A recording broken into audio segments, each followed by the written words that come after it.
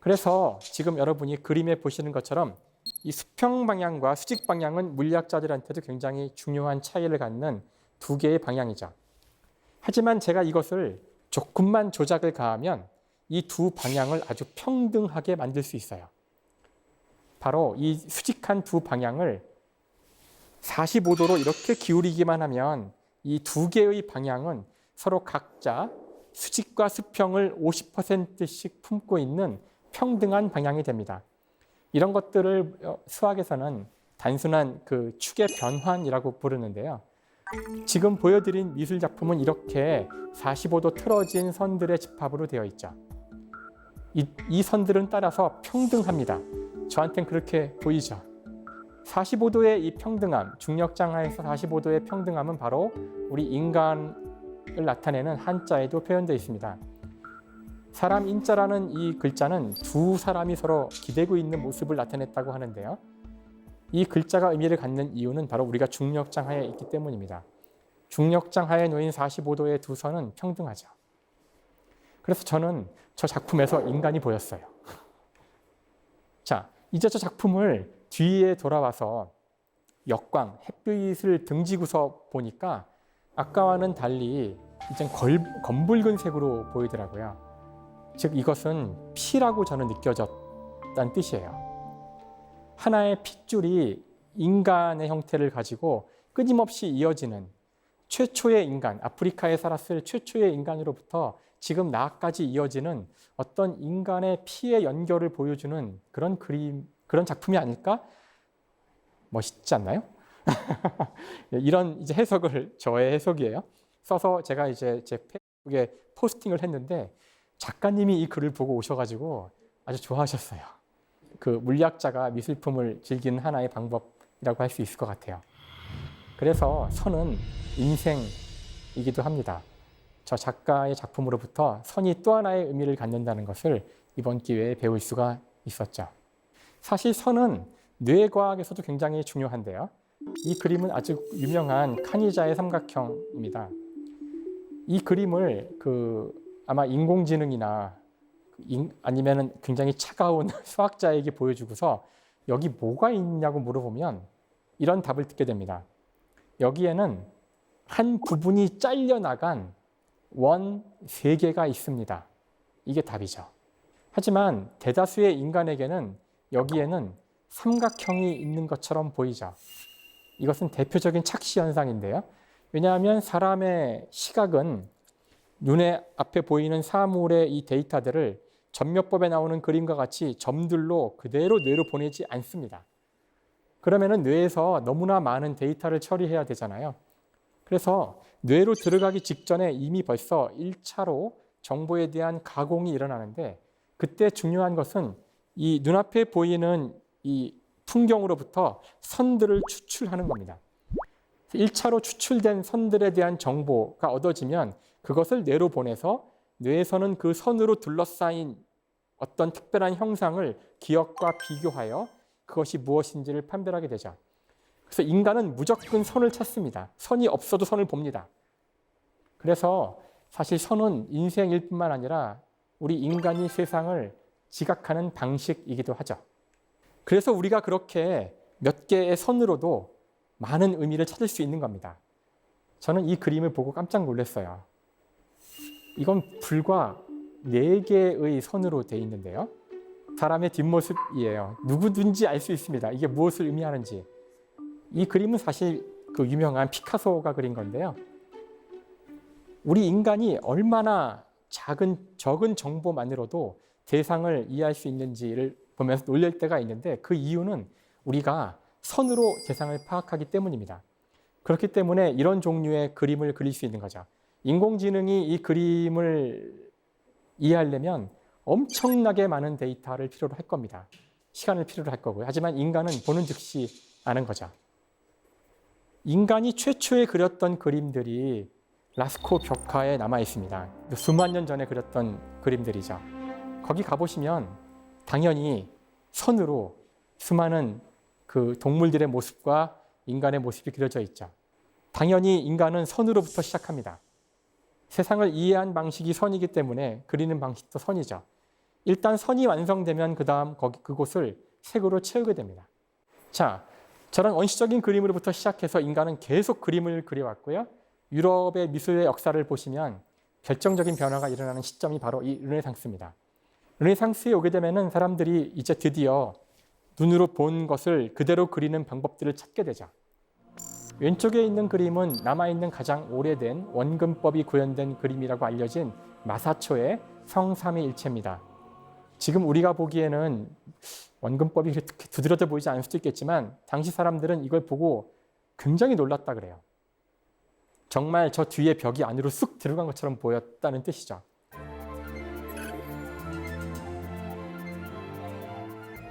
그런가 하면은 알브레이트 뒤러 같은 화가는 오른쪽 그림과 같은 토끼의 정밀화를 그립니다. 이제 이 이후 서양 화가들은 사물을 있는 그대로 그리기 위한 모든 노력을 경주하게 되죠. 그리고 놀라운 경지에 도달합니다.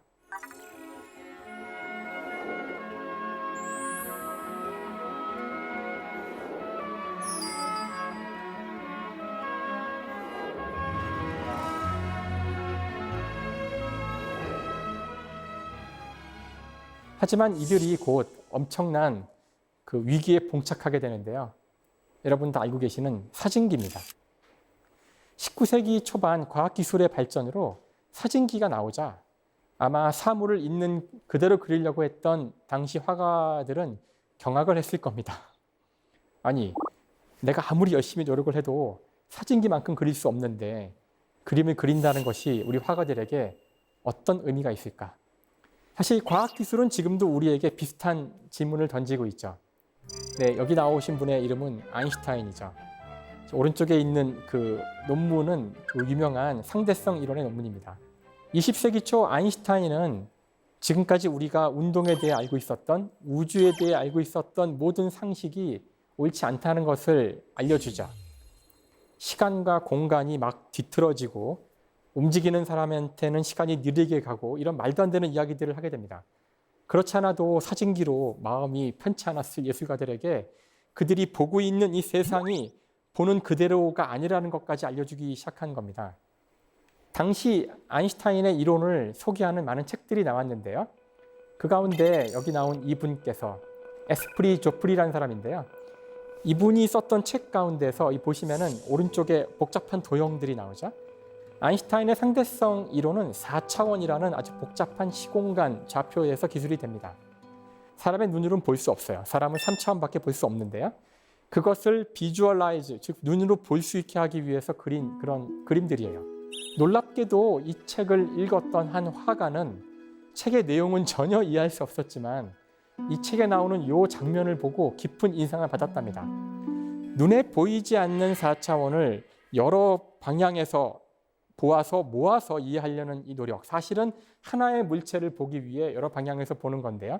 그 방법밖에 우리 인간이 4차원을 이해할 수 있는 방법이 없거든요. 그리고서 이 사람은 4차원이 아니라 3차원조차도 여러 방향에서 한꺼번에 보아서 2차원에 늘어놔야지만 제대로 이해할 수 있는 것이 아닐까 하고서 그림을 그리게 됩니다. 그 그림은 당시에 큰 충격을 주게 되는데 바로 그 그림이 그 유명한 피카소의 아비뇽의 처녀들이죠. 이 그림의 오른쪽 아래에 있는 여인을 보시면 얼굴이 이렇게 뒤틀려 있는 걸 볼 수 있어요. 그 이유는 정면에서 본 모습과 옆에서 본 모습이 한꺼번에 그려졌기 때문에 그렇습니다. 20세기 초 물리학을 뒤흔들었던 상대성 이론의 시공간이라는 개념은 피카소에게 완전히 새로운 형태의 공간 재구성의 아이디어를 줬던 것이죠. 사실 그 시대의 과학뿐만 아니라 기술조차도 당대를 살았던 수많은 예술가들에게 엄청난 충격을 줍니다. 여기 나온 이 분은 마르셀 듀샹이라는 분인데요. 이분은 굉장히 기술에 관심이 많았다고 해요. 어느 날 그 과학기술 박람회를 갔다 오면서 했던 말인데요. 야, 이제 회화는 망했어. 저 프로펠러보다 더 멋진 걸 누가 만들어낼 수 있겠어? 지금 우리가 보기엔 프로펠러가 멋지지 않겠지만 만약 여러분이 지금 생전 처음 에펠탑을 본다면은 비슷한 감탄사를 내뱉을지 몰라요. 와, 저렇게 멋있는 거대한 구조물이 있다니. 하늘을 날아가거나 아니면 저희가 처음 드론을 봤을 때도 비슷할 수 있고요. 그런 과학기술의 경이로운 모습을 보면서 예술가들이 만들 수 있는 것보다 과학기술 그 자체가 더 멋있다고, 더 아름답다고 하는 그런 탄사를 내뱉은 거죠. 실제 이 마르시엘 듀샹의 그림들을 보시면은 이 그림의 제목은 보지 않으면 상상도 할 수 없는 제목입니다. 신부. 자, 이 신부가 어느 신부인지도 모르시겠죠? 결혼을 앞둔 신부입니다. 저는 보고 한 번에 알 것 같긴 했는데요. 여기 보면 사람의 내장 기관을 기계처럼 그려놓은 것처럼 저는 느껴져요. 인간을 기계화해서 나타낸 겁니다. 사실 사람은 생물학자의 눈으로 볼 때에는 입으로부터 항문까지 연결된 하나의 튜브가 있는 구예요. 네, 그렇게 본다면 이것이, 왜냐하면 먹고 사는 게 제일 중요하잖아요. 들어온 음식이 소화를 당해서 나가는, 이것이 인간이 사는데 가장 중요한 것이고요. 그걸 딱 그린 겁니다. 사실 듀샹은 과학기술에 대한 굉장히 깊은 이해가 있었어요. 이 작품은 정말 저 같은 물리학자도 깜짝 놀라게 만드는 작품인데요. 이 작품의 제목은 세계의 표준 정지 장치라는 작품입니다. 이건 이런 겁니다. 1m라는 길이가 있죠. 굉장히 잘 정의된 길인데요. 실로 1m를 만들어요. 그리고서 이걸 떨어뜨립니다. 손을 탁 넣으면 떨어지겠죠. 그럼 팔랑팔랑 실이 떨어져서 땅에 툭 떨어집니다. 그 떨어진 실의 모양을 그대로 나무로 뜬 거예요. 이게 무슨 장난을 치고 있는 거냐면은 1m라는 길이는 자연에 존재하지 않는 인간이 상상으로 만들어낸 그냥 합의일 뿐이라는 겁니다. 문화권에 따라 길이의 표준은 다 다르죠. 어느 나라에서는 마일을 쓰고 어느 나라는 미터를 쓰고 어느 나라는 척을 씁니다. 이제는 우리가 이걸 다 통일시켰지만, 미터로 통일시켰지만, 이 작품을 통해서 듀샹이 말하고 싶었던 것은 과학자들이 사용하는 이 길이에 대한 단위조차 자의적이라는 걸 말하고 싶었던 겁니다. 그만큼 과학에 대한 이해가 깊었던 사람이죠. 이분이 바로 제 생각에는 아까 저희가 던졌던 질문, 카메라가 나온 지금 화가들은 무엇을 그려야 하는가에 대한 답을 줬다고 저는 생각해요. 1917년입니다. 마르시엘 듀샹은 그냥 그 시중에서 파는 그것도 변기를, 남성 소변기를 돈 주고 사다가 전시회장에 갖다 놓습니다. 그리고 이름을 샘이라고 붙이죠. 뭐 틀린 제목은 아니에요. 물이 있긴 하니까. 자, 이게 미술 작품일까요? 이런 작품을 통해서 듀샹이 말하고 싶었던 것은 이런 게 아니었을까요? 원래부터 미술은 어떤 가치, 객관적 가치를 그리려고 했던 것은 아니었던 거라는 거죠. 이 우주에는 가치가 없습니다. 어떤 의미가 없다는 것을 원자론을 이야기했던 데모크리토스가 이야기한 바 있죠. 사물을 확대하면 점이 보입니다. 모든 물질은 확대하면 원자가 보입니다. 거기에서는 어떤 의미나 가치는 없죠. 의미나 가치는 만들어진 최종 물건에 거리를 두고 우리가 의미를 부여한 겁니다. 자의적으로 부여된 것들이죠. 따라서 더 이상 화가는 있는 그대로를 그릴 필요도 없고 아무거나 갖다 놓고 가치를 부여하면 된다는 것을 보여주는, 어떻게 보면 미술을 파괴한 것이라고 볼 수 있어요. 자, 이 그림은 2018년 오비어스라는, 사람이라 그래야 되나요? 화가가 그린 거고요. 에드몽드 벨람이라는 그림입니다. 이 그림이 유명한 이유는 뭐 얼핏 보시면 왜 이게 유명한지 모르실 것 같은데요. 이게 경매에서 5억 원에 팔렸답니다. 더 놀라운 사실은 이 그림을 그린 것은 인공지능입니다. 여기서 중요한 질문이 나왔죠. 자, 인공지능이 그린 이 그림은 네. 예술품일까요? 예술품인 것 같은데 예술품이 또 아닌 것 같기도 하고 애매한데요, 이거? 그냥 모른다는 말씀이시군요. 자, 이것을 놓고서 많은 사람들이 지금도 논쟁을 하고 있다고 알고 있고요. 아주 오래된 논쟁입니다. 일단 저는 그림이 팔렸다는 사실이 이것을 예술품으로 만들어주지는 않는다는 걸 강조하고 싶어요. 이게 왜 5억 원이나 될까요? 저 인공지능은 원한다면 오늘 하루 동안만도 10만 장 정도 그림 그릴 수 있어요. 그림이 5억 원이란 얘기는 이것이 5억의 가치, 절대 가치가 있다는 뜻이 아니죠. 잭슨 폴럭의 그림은 3천억짜리 그림이 있습니다. 그림 한 장이 3천억 원이에요. 그림 한 장이 아파트 수십 채, 수백 채와 같다는 뜻이 아닙니다. 자본주의 사회에서 그림의 값이 3천억이라는 얘기는 저 그림을 내가 3천억보다 비싸게 팔 수 있는 기대가 있다는 뜻일 뿐이에요. 그러니까 그림이 팔린 것은 이 그림을 예술품으로 만들어주진 않습니다. 우리의 추가적인 논의가 필요한 거죠. 자, 고흐의 유명한 그림이죠. 별 해는 밤. 고흐의 화풍을 학습한 인공지능한테 사진을 한 장 보여주자 몇 분 만에 그린 그림이에요. 이 인공지능한테는 어떤 사진이든지 보여주면 이런 화풍으로 그립니다. 무섭죠? 이건 예술품일까요? 어떤 분들은 인간이 그린 것만이 예술품이라고 하더라고요. 그럼 인공지능이 그린 건 예술품이 아니란 얘기일까요? 그건 또 아니랍니다. 인공지능이 그렸어도 사람이 인공지능에 시켰다면 예술품이랍니다. 그런데 인공지능 프로그램이 있어요. 모든 걸 인공지능이 해요. 그래도 예술품일까요? 사람이 리턴키를 쳤으면 예술품이랍니다. 과연 사람은 뭘까요? 그렇다면 여기서 말하는 사람이란 도대체 무엇일까요? 제가 왜 이런 질문을 하냐면 그림을 그리는 동물도 있습니다. 여기 나오는 이 사진의 원숭이 침팬치는 콩고라는 침팬치인데요. 이 아래에 있는 것은 콩고가 그린 그림이고요. 이 그림도 역시 팔렸습니다. 다시 강조하지만 팔렸다는 것이 이 그림이 예술이라는 의미를 갖고 있는 건 아닙니다. 지금 우리의 법에 따르면 침팬치가 그린 그림은 침팬치의 주인의 소유가 아닙니다. 침팬치가 자연물이기 때문에 침팬치가 그린 것도 자연물이죠. 자연물에 대해서는 우리가 추가로 권리를 획득해야 되기 때문에 어려운 이야기들, 저는 이런 이야기들이 무슨 의미인지 모르겠지만 저 같은 과학자는 여기서 어떤 모순을 보게 돼요. 결국 무엇이 예술품인지 아닌지는 그냥 인간이 임의로 정하는 건지도 모릅니다.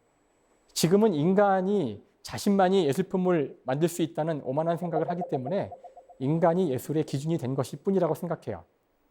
그럼 인간이 아닌 것이 한 것은 예술이 아닐까? 이미 인간은 자신의 권리를 인간이 아닌 것에게 넘겨준 전례가 있습니다. 바로 법인이죠. 우리 주위의 수많은 기업들은 법인입니다. 재단법인, 사단법인 다 법인이죠. 법인이란 것은 존재하지 않지만 인간의 권리를 갖고 물건을 사고 팔 수도 있고요. 그 다음에 심지어 법적인 책임도 질 수 있습니다. 인간은 필요하다면 가상의 존재에다가 인간의 권리를 넘기기도 합니다. 제 생각에 무엇이 예술품인지 아닌지를 결국 판정하는 것은 우리 인간이 어느 날이건 간에 인공지능이 한 것도 예술품이라고 합의하는 날 예술품이 되는 것이죠. 이미 뒤시앙이 얘기했듯이 예술이라는 것은 그것의 의미라는 것은 인간이 만든 자의적인 것이기 때문에 그렇습니다. 저는 오히려 이 이야기가 인공지능의 시대를 살고 있는 우리에게 아주 중요하고 소중한 메시지가 된다고 생각해요. 카메라가 나왔을 때 화가들은 무엇을 해야 할까요? 그냥 하던 대로 그림 그리면 됩니다. 화가들의 작품에 가치와 의미를 부여하는 것은 바로 화가들 자신이고 바로 다른 인간들이기 때문이죠. 자동차는 인간보다 빠르지만 그럼 우린 더 이상 마라톤을 보지 말아야 될까요? 100m 달리기를 보지 말아야 될까요? 그건 아니죠. 우리 인간의 능력이 기계보다 못하다고 해서 그 직업을 없애버릴 필요는 없어요.